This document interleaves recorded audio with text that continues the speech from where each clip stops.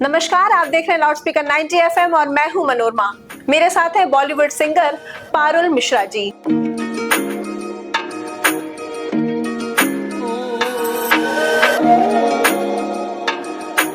जिया मोरा ना लागे, जिया मोरा ना लागे, बलमा प्यारे है,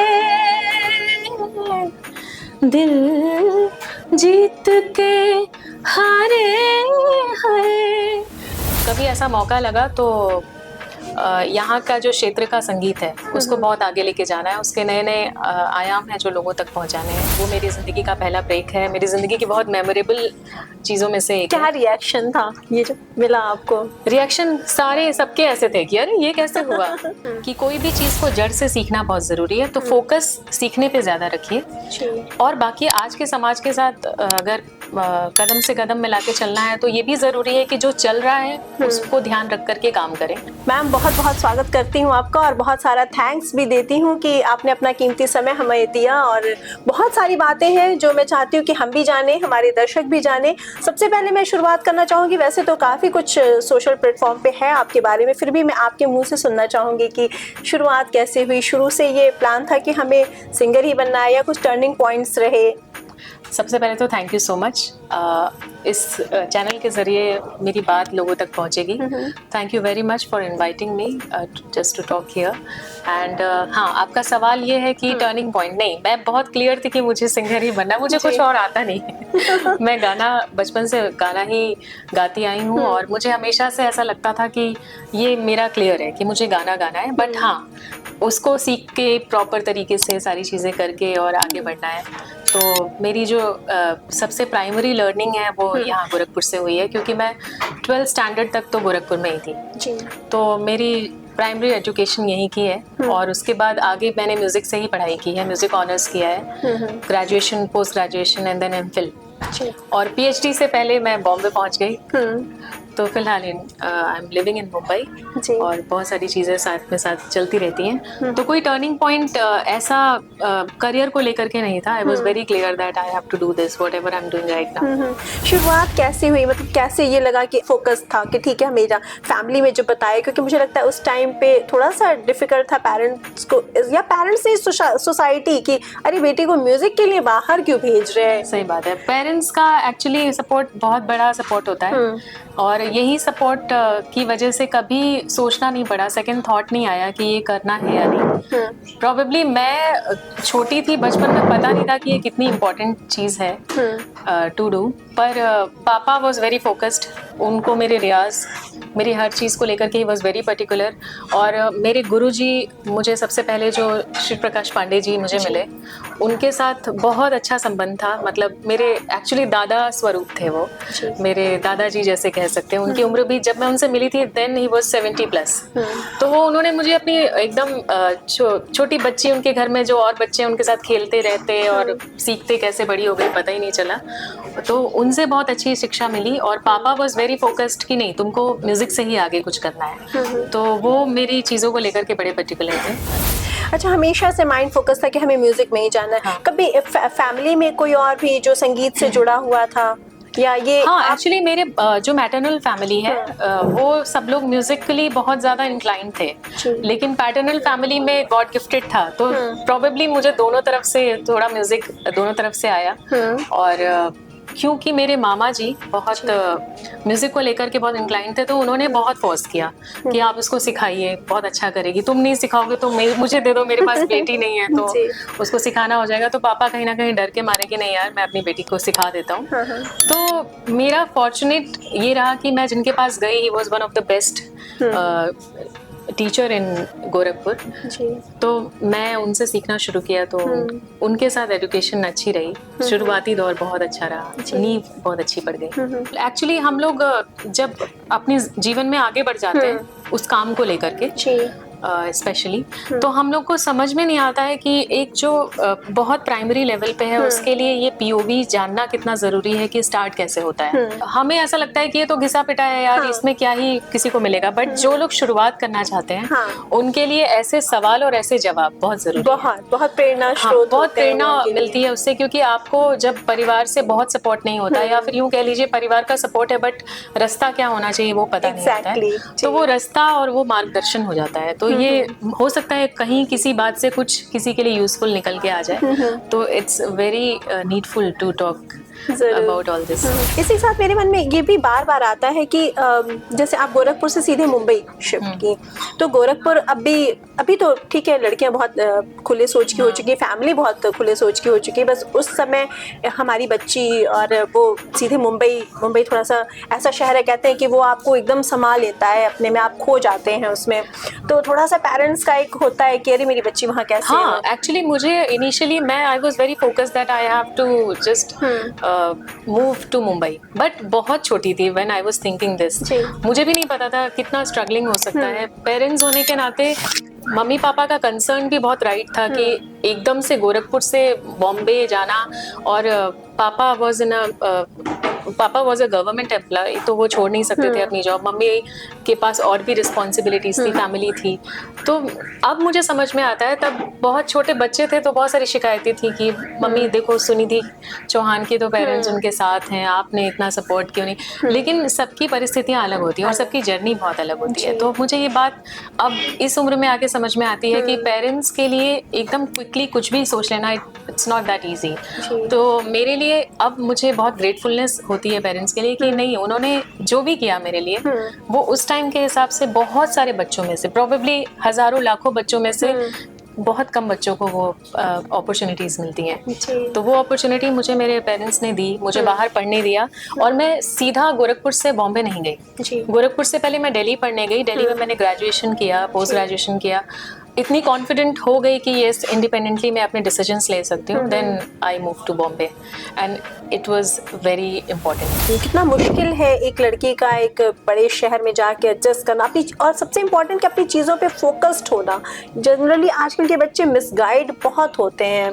चीज़ें तुरंत उपलब्ध हैं, सब कुछ, और फ्रीडम भी उतनी ही मिली हुई है। तो मैं बस ये इसलिए जानना चाहती हूँ कि जो लड़कियाँ जो ऐसा सपना देख रही हैं, वो उनको ये क्लियर करना कि कैसे वो फोकस्ड रहें कि हम क्या एम लेकर आए हैं, बस गाइड ना हो वो। ये इनर सेल्फ से आता है, मतलब आप इनर कॉन्शियस हमेशा ऐसे जागृत रखिए कि ये क्या करने आया है। ये बहुत बहुत ईजी है, क्योंकि ना आप एक रील ऐसे स्वैप करते हैं और दूसरा आ जाता है और आपके सामने तुरंत आपको लगता है नहीं ये करते हैं या फिर ये करते हैं, क्योंकि बहुत अटेंशन जो है ना वो बहुत शॉर्ट पीरियड ऑफ टाइम के लिए है कि हाँ यार ये फोकस रखें या फिर छोड़ें, ये करते हैं। इसलिए लोग ना सीखने में बहुत ज़्यादा टाइम इन्वेस्ट नहीं करते हैं।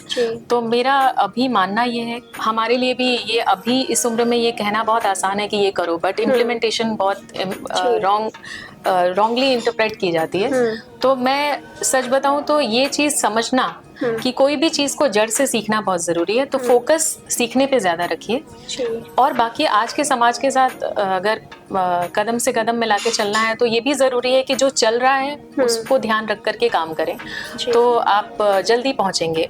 बट जल्दी पहुँचना इम्पोर्टेंट नहीं है, सही slow and study is very very important. और अच्छे से सीखिए, जो भी कला आप सीख रहे हैं, चाहे वो कोई भी चीज़ है, उसकी जड़ को समझने की बहुत ज़रूरत है, क्योंकि आप ये आने वाले समय का भविष्य हैं। तो आप अगर जो कुछ भी आप दे रहे हैं वो हो सकता है आपकी जनरेशन मिस इंटरप्रेट करे, तो आप हर एक चीज़, हर एक बात जो आप अपने सोशल मीडिया के थ्रू कहना चाहते हैं उसकी सही इन्फॉर्मेशन के साथ आगे बढ़िए। क्योंकि मैंने बहुत सारे इंस्टा रील्स पे देखा है, लोग रागों के बारे में बता रहे हैं, कोई चीज़, कोई एक पर्टिकुलर जॉनर ऑफ सिंगिंग बताते हैं बिना नॉलेज के, क्योंकि उनको कम नॉलेज है तो वो पहुंचा भी वही रहे हैं, तो आने वाली जनरेशन को सही चीज़ पहुंच नहीं रही है।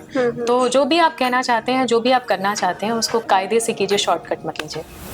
बिल्कुल एग्जैक्टली यही एक चीज़ और थी मेरे मन में कि जैसे इस फील्ड में या किसी भी फील्ड में जब जाएं, तो आजकल जैसा आपने कहा शॉर्टकट का ज़माना है, कोई इतना समय नहीं देना चाहता उस चीज के लिए। तो ये कितना जरूरी है कि आप टाइम दे के उस चीज को उसकी रूट से सीखें, समझें, ना कि शॉर्टकट पे जाएं। नहीं, ये बहुत बहुत इम्पोर्टेंट है। ये प्रोबेबली सबसे इम्पोर्टेंट चीज़ है, क्योंकि अगर आप कोई भी चीज़ गलत समझा रहे हैं, आजकल यूनिवर्सिटीज़ में जो लेक्चरर प्रोफेसर्स हैं वो लोग भी, अगर आपको कोई भी चीज़ करनी है ना तो बहुत कायदे से सीख करके आप आने वाली जनरेशन को सिखाइए, क्योंकि वो वही आपको गुरु समझता है। तो आप जो आज शिष्य है वो कल को गुरु होने वाला है। तो वो उसकी रिस्पॉन्सिबिलिटी है कि वो जो कुछ भी, जितनी भी नॉलेज अपने अंदर रख रहा है वो कल को वही कन्वे करेगा। तो सीखना बहुत ज़रूरी है। शॉर्टकट कहीं किसी भी फील्ड में काम नहीं आ सकता। कितना मुश्किल था पहला ब्रेक मिलना? एक्चुअली एकदम ही मुश्किल नहीं था। ऐसा लगा कि वो आकर के मेरी झोली में गिर गया। क्या बात है। प्रोबेबली मैंने कभी सोचा ही नहीं था कि ये करना है। मैं सिर्फ अपनी पढ़ाई कर रही थी और दिल्ली यूनिवर्सिटी में ग्रेजुएशन के वक्त के दौरान हमारे बहुत सारे ऑडिशंस होते रहते थे। तो ऑडिशन में ऐसे ही फॉर फन पार्टिसिपेट किया कि चलो यार देखते हैं क्या होता है, क्योंकि हम लोग गोरखपुर के थे तो यहाँ पर ऐसे बड़े बड़े इवेंट्स और बड़े बड़े कॉम्पिटिशन्स या ऑडिशंस नहीं होते थे। तो जस्ट दिल्ली में रहने की वजह से उस अपॉर्चुनिटी का फ़ायदा उठाना था मुझे कि यार मेरे लिए सिर्फ वॉकिंग डिस्टेंस है, इस कॉम्पिटिशन में पार्टिसिपेट करते हैं एंड विल सी क्या होता है। तो फॉर्चुनेटली उस कॉम्पिटिशन की मैं विनर हो गई। और विनर हो गई तो sing with A.R. Rahman contest. तो उसमें क्या था कि रहमान साहब के लिए जो उसमें विनर होगा वो रहमान साहब के साथ स्टेज शेयर करेगा। तो मैं विनर थी और रहमान साहब के साथ एक हफ्ते उनके घर में उनके साथ रह करके उनसे ट्रेनिंग ले करके then I came back to Delhi and I performed with him. ये पहला पार्टिसिपेशन था? ये पहला पार्टिसिपेशन था। और सबसे पहले ही आप सीधा में ही अपने जीवन में आप किसी बहुत म्यूजिकली आप कुछ करना चाहते हैं और सबसे पहला ब्रेक भी इसलिए कहना चाहूँगी क्योंकि उसके 6 महीने बाद उन्होंने अपनी एक फिल्म अदा के लिए मुझे टाइटल ट्रैक गाने का मौका दिया था एंड वो मेरा पहला ब्रेक था। तो किसी भी सिंगर के लिए प्रोबेबली आज की डेट में भी अगर कोई सिंगर अपना करियर शुरू करती है इफ शी सिंग्स और he sings for A.R. Rahman, तो मुझे नहीं लगता है कि ये उसके लिए किसी सपने से कम अच्छा क्या ही हो सकता है। तो मैं इसके लिए I was not at all ready for it. बहुत छोटी थी, मैंने प्रोबेबली उसका PR वगैरह भी कुछ नहीं किया, मुझे पता भी नहीं था PR क्या होता है। सो आई sang with him और वो मेरी ज़िंदगी का पहला ब्रेक है। मेरी ज़िंदगी की बहुत मेमोरेबल चीज़ों में से एक। क्या रिएक्शन था ये जब मिला आपको? रिएक्शन सारे सबके ऐसे थे कि अरे ये कैसे हुआ, पर बहुत अच्छा लगा। रहमान साहब से मिलके बहुत अच्छा लगता है कि आप अपने म्यूज़िक फील्ड के उन हस्तियों से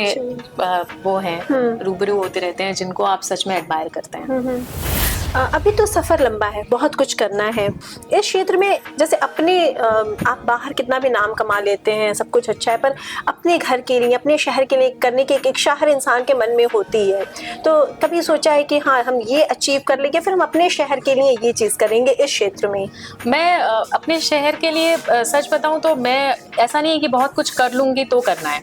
मैं अपने शहर के लिए अपनी बातों के ज़रिए ये बताना चाहती हूँ कि शहर जो है ना, हर शहर का भविष्य, उसका आने वाला जो बच्चे हैं ना वो उस शहर का भविष्य है। तो अगर बच्चे वेल एजुकेटेड रहेंगे, अपनी फील्ड में अच्छा करेंगे और जो कुछ भी करना चाहते हैं वो करेंगे, तो आने वाला शहर का भविष्य बहुत अच्छा होने वाला है। तो मैं ये जैसा मुझे लगता है कि हर शहर का एक कर्ज होता है हमारे ऊपर। हाँ। तो वो कर्ज आप किस तरह से सोचती हैं कि हाँ मैं ये कर्ज इस तरह से उतारूंगी? अगर मुझे मौका मिला तो मैं सच में जैसे कि हमारे ये क्षेत्र का लोक गायन बहुत मतलब एक मोती की तरह है एंड प्रोबेबली बहुत सारे लोगों ने ऐसा सोचा होगा। मालिनी जी तो बहुत अच्छा ये जो हमारे लोक गायन है, मालिनी जी तो उसका फेस है। तो मैं सच बताऊँ उन्हें बहुत एडमायर करती हूँ। मुझे समहाउ ऐसा लगता है कि कभी ऐसा मौका लगा तो यहाँ का जो क्षेत्र का संगीत है उसको बहुत आगे लेके जाना है, उसके नए नए आयाम हैं जो लोगों तक पहुँचाने हैं। तो अभी YouTube बहुत अच्छा माध्यम है ये सब करने के लिए। तो I am thinking about that कि हाँ लोगों तक सिर्फ वो यहाँ तक क्षेत्र तक ना रह जाए, बहुत सारी जगहों तक पहुँचे, वर्ल्ड वाइड ग्लोबल हो जाए। तो ये है, यहाँ के संगीत को बहुत ऊपर लेके जाना है। तो ये कर्ज है जो मैं चुकाना चाहूँगी। ये सुरीलापन मुझे श्रेया मैम की आवाज़ में अक्सर मैं महसूस करती हूँ, जो आप जब वो मैं एग्जैक्टली उसको नहीं बोल पाऊंगी आपके शब्दों में, लेकिन थैंक यू, ये मेरे लिए बहुत तो मैं एक बार चाहूंगी कि वो हमारे चैनल के थ्रू भी हमारे दर्शक सुने। डेफिनेटली। लागी रे लागी रे लागी रे नवेली लागे रे लागे रे लागे रे, नवेली सुंदर शाम सो मोरी अखियाँ लागे रे लागे रे लागे रे, नवेली सावरी सूरत आड़ी नैनों में, सावरी सूरत आड़ी नैनों में, सरस रंग बिहरत कुंजन में, संग राधिका के सब सखियाँ लागे रे लागे रे लागे रे, नवेली लागे रे लागे रे लागे रे, नवेली लागे रे लागे रे लागे रे, नवेली लागे रे लागे रे लागे रे, नवेली सुंदर शाम सो मोरी अखियाँ लागे रे लागे रे लागे रे। वाह, मैंने सुना तो लोग कहते हैं कि उन पे सरस्वती जी की आप रूप ही कृपा है, और सामने मैं देख रही अरे, हूँ thank you so इस much, आशीर्वाद thank you. को सच होते कि हाँ सच में होती है कलाकारों के ऊपर माँ सरस्वती की कृपा। इसके साथ ही एक चीज़ और मेरे दिमाग में हमेशा आती है कि लोग कहते हैं कि बहुत समाज एडवांस हो रहा है, लोगों की सोच खुली हो रही है, स्पेशली हमारी आधी आबादी महिलाओं के लिए। तो ये लेकिन फिर भी मैं देखती हूँ कि हर जगह अभी भी उनको कमतर आंका जाता है या पीछे किया जाता है। तो इस क्षेत्र में भी क्या कभी कुछ ऐसा आपने कभी पर्सनली फील किया ना अपने ऊपर, अपने आसपास कभी, कि हाँ ये चीज़ें अभी भी हैं समाज में? बिल्कुल है। एक्चुअली जो समाज, हमारा समाज दो लोगों से अभी है, तो जो स्त्रियां हैं, महिलाएं हैं, उनके लिए स्ट्रगल है फॉर श्योर, क्योंकि वो रहेगा, वो अभी इसलिए रहेगा क्योंकि बहुत सारे घर और बहुत सारे लोगों की सोच अभी भी वहाँ तक नहीं पहुँची है जहाँ तक पहुँची थी। बट हाँ, बदलाव बहुत ज़्यादा ऑलरेडी आ चुका है। अब महिलाएं और पुरुष अलग अलग नहीं, अब सब लोग कंधे से कंधा मिला के चल रहे हैं। पर अभी भी कुछ ऐसे गांव हैं, कुछ ऐसे पिछड़े हुए शहर हैं जो जहाँ पर महिलाओं को थोड़ा सा नीचे देखते हैं। तो ये रिक्वेस्ट है कि महिलाएं, मुझे हमेशा ऐसा लगता है कि दूसरों को समझाने से अच्छा है आप अपने इनर कॉन्शियस को समझाओ। तो महिलाएं अगर ये सोचें कि नहीं यार वो मेरे लिए करते हैं ऐसा, या फिर हमारे घर के मर्द हमें ऐसा करने दें, नहीं, अगर आप सही है ना तो उसके लिए लड़िए, उसके लिए आगे बढ़िए, और गलत कुछ है ही नहीं। अगर आप गलत नहीं हैं तो आपको कोई रोक नहीं सकता। अगर आपके अंदर दृढ़ निश्चय है कि नहीं ये करना ही करना है, तो आपको कोई नहीं रोक सकता। इसलिए अगर आप अंदर से 100% कंफर्म्ड हैं कि ये चाहिए या फिर ये मुझे करना है और उसमें कुछ गलत नहीं है, तो करिए। और आपके अंदर ना कोई आपके अंदर जो करना है उसके लिए बहुत ईमानदारी चाहिए। वो ईमानदारी बहुत इंपॉर्टेंट है। वो ऑनेस्टी अपने काम के लिए रखिए तो सब लोग बहुत अच्छा कर सकते हैं। स्त्रियां और पुरुष अब बहुत ऊपर नीचे हैं नहीं, कंधे से कंधा मिला करके चलने वाली बात है। बस आप ऑनेस्ट रहिए अपने काम के लिए। अभी वर्तमान में क्या प्रोजेक्ट्स चल रहे हैं? वर्तमान में अभी मैं पिछले 2 साल से अपने YouTube चैनल में बहुत इन्वेस्टेड हूँ, और उसके साथ साथ लाइव शोज भी करती हूँ। मेरा YouTube चैनल है मेडिटेटिव इंडिया, चैंटिंग इंडिया। उस पे बहुत सारे ऐसे कंटेंट हैं जो कि डिवोशनल कंटेंट्स हैं। वो लोगों के द्वारा बहुत पसंद किया जाता है, बहुत प्यार दिया जाता है, एंड दैट्स द रीज़न हम लोग उस पे लगे हुए हैं। तो वो अभी हमारा मेन प्रोजेक्ट है। और लेकिन आने वाले समय में हम लोग एक चैनल और यूट्यूब चैनल खोल रहे हैं जिसमें हम लोग कोई बाउंडेशन नहीं रहेगी म्यूज़िक की, कि हाँ इस तरीके का म्यूज़िक उस पर होने वाला है। उस पर लोक गायन, उस पर कुछ भी, मतलब आप you name it and it is there. तो everything will be there on that channel. और हम बहुत सारे आर्टिस्ट के साथ कोलैब भी करना चाहते हैं। बहुत सारी इच्छाएं हैं, बहुत कुछ करना है। तो स्टे कनेक्टेड। मैं देखती हूँ आप ज़्यादातर, मैंने आपको शास्त्रीय संगीत गाते हुए सुना है, तो क्या ऐसा है कि वो दिल के ज़्यादा करीब है? हाँ, एक्चुअली मैंने लर्निंग मेरी शास्त्रीय संगीत की है, तो दिल के बहुत करीब तो है ही ऑनेस्टली। पर मेरा लोक संगीत के साथ भी बहुत जुड़ाव है, मुझे बहुत पसंद है। मैं पता नहीं, मतलब जब भी सुनती हूँ वो लोक, कोई भी राजस्थान का हो या फिर यूपी का हो, फोक कहीं का भी है ना, तो मेरे अंदर घुस जाता है वो। तो मुझे लोक गायन के साथ भी बहुत कनेक्शन है। तो इसीलिए मैंने बोला कि मैं एक ऐसा चैनल खोलना चाहती हूँ जो सीमित ना हो, जिस पे कोई बैरियर्स ना हो, अनबाउंड हो, वो सब तक पहुँचे। तो वो है। और मैं आपसे कुछ कहना हाँ, मैं एक गाने के बारे में यहाँ पर बताना चाहूँगी। वो गाना मेरा अभी मैंने लास्ट ईयर रिलीज किया था, and that song called Baiyaa. BAIYAAM। भैया वो मेरे हस्बैंड ने कंपोज किया है, मैंने लिखा है, और उसके जो शब्द हैं वो अवधि से ही इंस्पायर्ड है। मैं इसको रूबरू एक बार ज़रूर हाँ। सुनना चाहूँगी, और मुझे लगता है मेरे दर्शक भी ज़रूर चाहेंगे कि ये I would love to sing that Sure. song. That's बलमा प्यारे है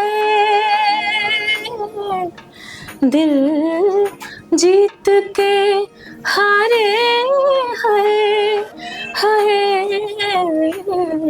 नैनों से नैना मिलई के हाय कहाँ जाए बैया छुड़ई के।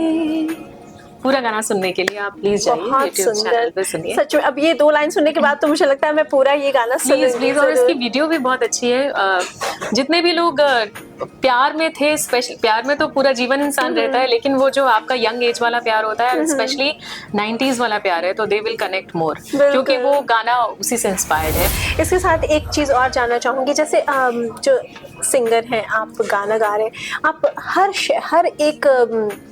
हर तरह के गाने आप सुनते हैं, हर जगह की क्या एक विधा है, वो हर एक नई चीज़ आप ट्राई सुनते हैं और उसको ट्राई करते हो, एडमायर करते हैं, तो बस। और हर सिंगर को आप सुन रहे हैं, तो एक मिला जुला सा सवाल है कि कौन सा ऐसा गायक या गायिका है जो दिल के बहुत करीब है, कि हाँ ये इनको सुन के लगता है कि हाँ आपका एक बैड मूड है या एक बैड तो लगता है हाँ सुकून सा मिल गया, या उस संगीत को आप एक्सेप्ट करती हैं, अपने सुर में लाना चाहती हैं? एक्चुअली बहुत सारे लोग हैं, मैं किसी एक का नाम नहीं ले पाऊंगी, मैं 4-5 नाम लूंगी। मैं जब गजल सुनना चाहती हूँ तो मेहदी हसन साहब को सुनती हूँ, गुलाम अली खान साहब को सुनती हूँ।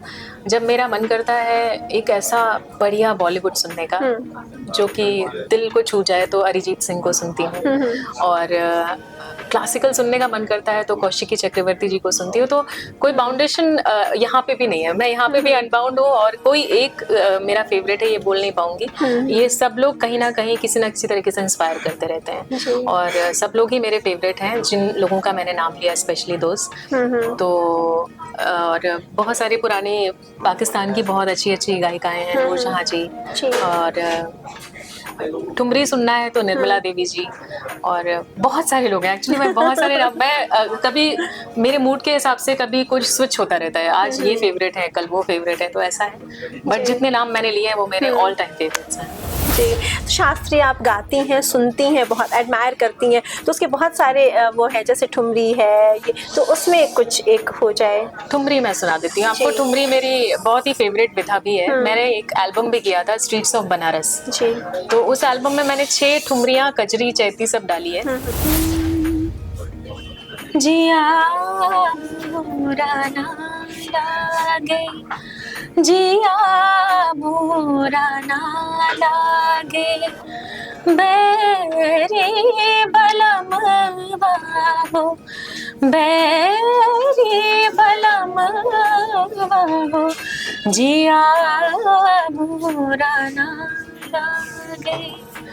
गिन गिन तारे मैंने काटी सारी रतिया हो, पलका न लागे मोही, भर आई अखियाँ, जिया मोरा न लागे। बहुत सुंदर, बहुत you, सुंदर। thank you. पारुल जी, बहुत बहुत थैंक्स, बहुत सारा धन्यवाद अपना कीमती you so समय हमें much. देने के लिए। थैंक यू मेरी बात यहाँ के लोगों तक पहुँचाने के लिए। ये मेरा शहर है और मुझे बड़ा अच्छा लगता है कि सबसे बात कर तो नहीं पा रही मैं, लेकिन मेरी बात सब तक पहुँच रही है, और उसका जरिया आप हैं, उसके लिए बहुत बहुत शुक्रिया। तो ये थी हमारे साथ बॉलीवुड सिंगर पारुल मिश्रा जी। इसी तरह शहर की अन्य किसी खास शख्सियत के साथ आपके सामने फिर से रूबरू होंगी, मुखातिब होंगी। तब तक के लिए देखते और सुनते रहिए लाउड स्पीकर 90 FM। बजाओ बजाओ जरा झूम के बजाओ।